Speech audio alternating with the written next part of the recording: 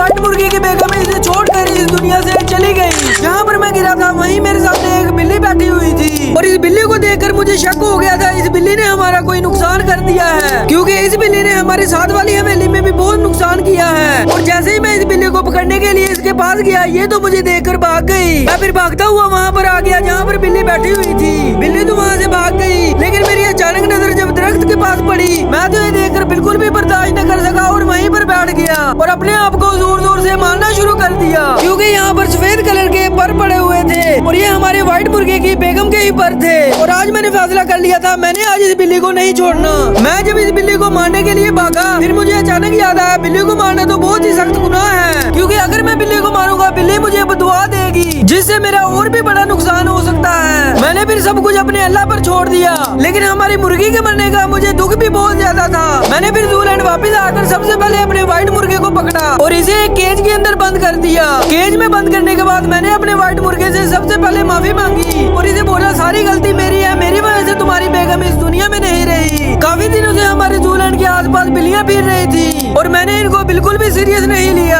और मेरी इस गलती की वजह से हमारे व्हाइट मुर्गे की बेगम इन बिल्लियों के हाथ लग गई। और मैं इन बिल्लियों को मार भी नहीं सकता, क्योंकि बिल्लियों को मारना बहुत ही सख्त गुनाह है। मैं तो बस अल्लाह से अब यही दुआ कर सकता हूँ कि अल्लाह पाक हमारे ज़ूलैंड के सारे जानवरों की खुद हिफाजत करे। आज के लिए इतनी दुआओं में याद रखिएगा। अल्लाह हाफिज।